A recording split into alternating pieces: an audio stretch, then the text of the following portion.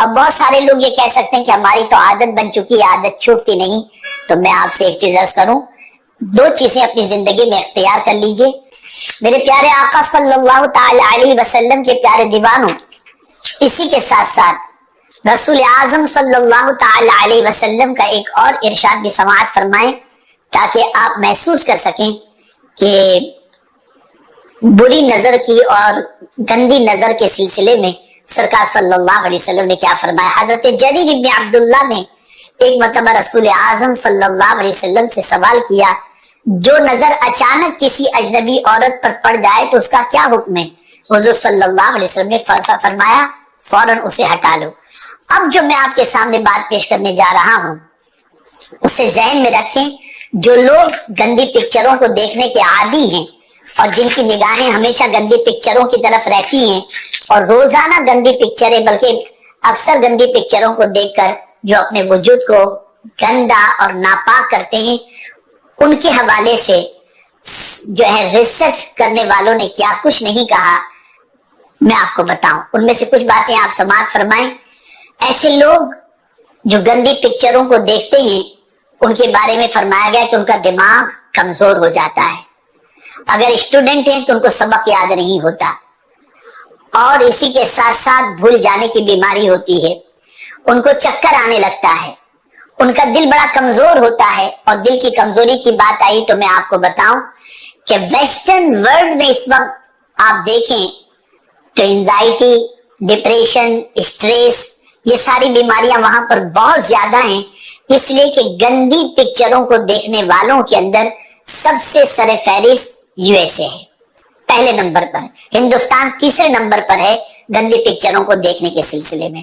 آپ اندازہ لگائیں، اسی لیے وہاں پر دل کی بیماریاں، ڈپریشن کا مرض زیادہ سے زیادہ ہے. جو لوگ گندی پکچروں کو دیکھنے کے عادی ہوتے ہیں ان کا دل بڑا کمزور ہو جاتا ہے، وہ بے قراری کے شکار ہو جاتے ہیں، ان کے اندر خوف ہمیشہ رہا کرتا ہے. میرے پیارے آقا صلی اللہ علیہ وسلم کے پیارے دیوانوں، اسی طرح سے ان کا چہرہ بے رونق ہو جاتا ہے. ان کے چہرے میں کوئی کشش نہیں ہوتی، کوئی رونق نہیں ہوتی. اسی کے ساتھ ساتھ ان کا دل کسی کام میں نہیں لگتا. اسی طریقے سے ان کو نیند بھی کم آتی ہے، ان کے حوصلے بھی پست ہو جاتے ہیں، ہمت بھی پست ہو جاتی ہے. اور میرے پیارے آقا صلی اللہ علیہ وسلم کے پیارے دیوانوں، ناشکری پیدا ہوتی ہے اور کسی کام کے اندر وہ کامیابی حاصل کرتے ہوئے دکھائی نہیں دیتے. عرض کرنے کا منشا یہ ہے کہ میں نے ضرورت محسوس کی کہ میرے پاس جتنی کمپلینٹس اس وقت آ رہی ہیں اور نوجوانوں کی تباہی اور بربادی کے حوالے سے جو داستانیں مجھ تک پہنچی، تو میں نے سوچا کہ میں اس حوالے سے کوئی باتیں آپ کی سماعتوں کے حوالے کر سکوں تاکہ ہماری نوجوان نسل گندی پکچروں کو دیکھنے سے بچنے کی کوشش کرے. اس سے بڑا عذاب اور اس سے بڑی تکلیف کی بات اور کیا ہو سکتی ہے کہ ایسے لوگوں کے لیے اللہ عز و جل کے رسول صلی اللہ علیہ وسلم نے لعنت فرمائی کہ اللہ کی لعنت ہو اس پر.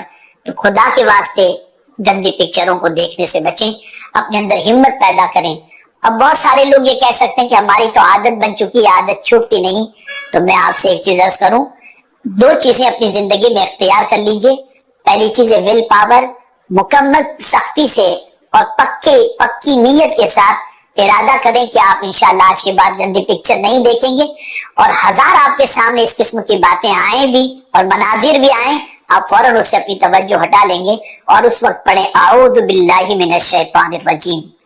اللہ عز و جل کی پناہ مانگیں شیطان مردود سے. روزانہ صبح 10 مرتبہ اعوذ باللہ من الشیطان الرجیم پڑھیں اور روزانہ صبح 10 مرتبہ سورہ اخلاص پڑھیں.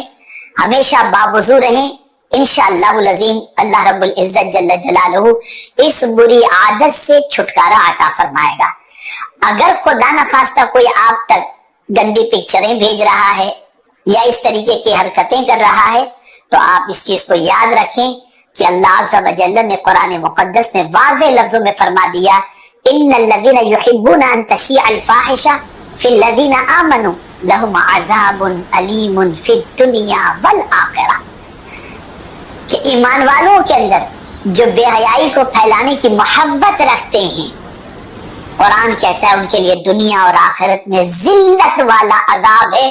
یہ وہ کتاب کہہ رہی ہے جس کتاب سے سچی کتاب دنیا کے اندر کوئی دوسری نہیں. اے رسول اعظم صلی اللہ علیہ وسلم کے دیوانوں، خود بھی گندی پکچروں کو دیکھنے سے اور غیر محرم کو دیکھنے سے بچو اور دوسروں کو بھی بچانے کی کوشش کرو۔ اللہ رب العزت جل جلالہ آقا کریم رؤوف الرحیم علیہ التحیۃ والتسلیم کے صدق و طفیل اس بلا سے، اس گناہ سے بچنے کی سب کو توفیق عطا فرمائے۔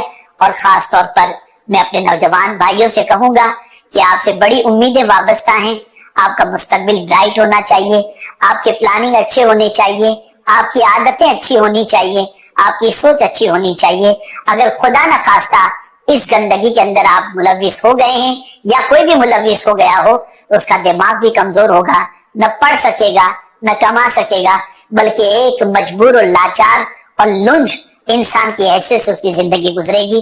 انٹرنیٹ پر جو لوگ گندی فلم دیکھتے ہیں ان کو اس چیز کو ذہن میں رکھنا چاہیے کہ اس سے پرہیز کریں اور اپنی نگاہوں کی حفاظت کریں۔ اس لیے میری گزارش ہے اس سے توبہ کر لیں، سچے دل سے توبہ کر لیں۔ اللہ تعالیٰ قادر مطلق ہے، غفور الرحیم ہے، وہ توبہ کو قبول کرنے والا ہے، اور اللہ عز و جل اس گناہ سے بچا کر آپ کے مستقبل کو تابناک بنائے، یہ میری دعا بھی ہے۔